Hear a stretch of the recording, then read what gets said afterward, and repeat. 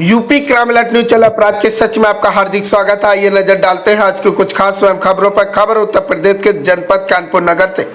करौली शंकर महादेव ने भवन निर्माण के लिए 11 लाख रुपए दान देने की घोषणा की। अभिमन्यु क्षत्रिय सभा की ओर से परसौली हंसपुरा में होली मिलन समारोह का आयोजन किया गया, जिसमें मुख्य अतिथि के रूप में करौली शंकर महादेव को आमंत्रित किया गया था।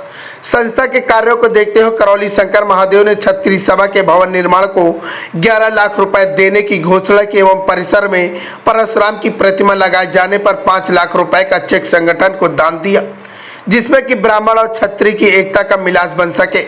वहीं करौली शंकर महादेव ने समारोह में संदेश देते हुए बोले, क्षमा करो और भूल जाओ का संदेश दिया। कन्या भूषण आत्महत्या, नशा मुक्ति, महिला हिंसा के खिलाफ आंदोलन चलाने का बल दिया। सभा में आए लोगों को संकल्प के माध्यम से स्वस्थ किया। बच्चों से मोबाइल की लत को छुड़वाया। वह नशे के लती लोगों को देखते ही देखते नशे में उनका मोह तोड़ दिया। इस तरह चिकित्सा देख लोग उपस्थित लोगों ने अपनी वैद्यकीय चिकित्सा पर भी विश्वास बढ़ा। वहाँ उपस्थित लोगों को करौली शंकर महादेव के द्वारा आशीर्वाद स्वरूप महाप्रसाद भी प्राप्त हुआ।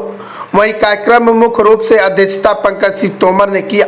समारोह में मुख्य रूप से उपस्थित रहे सांसद देवेश सिंह भोले, लाल सिंह तोमर, रघुनंदन सिंह भदौरिया, भाजपा के महामंत्री शिवराम सिंह, विधायक अभिजीत सिंह सांगा, अविनाश सिंह चौहान आदि लोग उपस्थित रहे।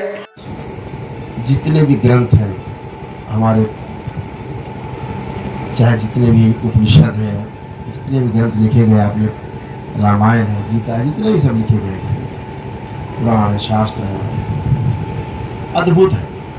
हम पहले एक ब्राह्मण वर्ग को ऐसे मानते थे कि ये खोगापंथी लोग हैं और ये लोगों को शायद भ्रम पैदा करते हैं, बेवकूफ़ बनाते। शायद हम विज्ञान के विद्यार्थी रहे तो थोड़ा सब ऐसी चीज़ों को जल्दी विश्वास नहीं करते थे, वैदिक चीज़ों।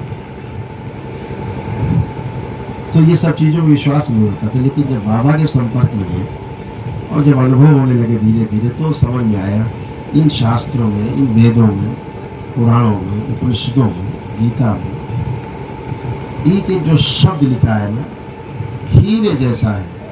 एक एक शब्द हीरे की ज़्यादा हैसियत रखता है, अनुभव से पिरोया हुआ है, एक एक अनुभव है।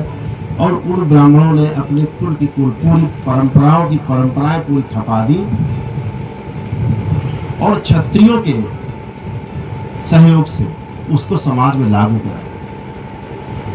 ब्राह्मणों ने जो अनुभव किया, जो लिखा, उसको क्षत्रियों के बल पे समाज में पूरे लागू किया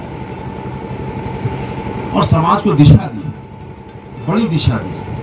आज जो हम लोगों को सम्मान मिल रहा है, आज जो हमारे बच्चे थोड़ा बुद्धि रखते हैं, आप दूसरे वर्ग के लोगों से देखिए, आप बहुत श्रेष्ठ हैं।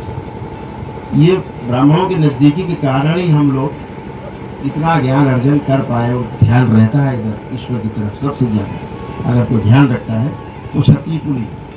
आज ब्राह्मण का सम्मान करने वाला अगर कोई है तो क्षत्रिय कुल ही है जो सबसे ज़्यादा सम्मान करता है। छोटे से बच्चे को देख करके भी कहता है पंडित जी पाए लगी, छोटा हुआ तब भी बुजुर्ग करता है। तो मुझे ऐसा लगता है कि ये एक ऐसा वर्ग है जिसको आप जब अपने साथ लेकर के चलते हैं संरक्षण में, तो आप और ज़्यादा गति करते हैं अपने लिए भी और अपने परिवार के लिए भी और समाज के लिए भी। ये बहुत अनुभव की बात हम आपसे बता रहे हैं। हमने जो अर्जित किया, जैसे एक नाम है, चलो उस पर चर्चा कर लेते हैं, ज़्यादा समय आपका ले लेंगे, बहुत आपने प्रतीक्षा की है। एक नाम ऐसा है जो क्षत्रियों के विरुद्ध इस्तेमाल किया जाता है और खूब इस्तेमाल किया जाता है, राजनीति में और ज़्यादा। और घरों में बच्चों को भी ऐसी शिक्षा दे दी गई है कि साहब ये आदमी क्षत्रियों का बिल्कुल खलनायक है। वो नाम है भगवान परशुराम। भगवान परशुराम का नाम आते लगता है क्षत्रिय विरोधी।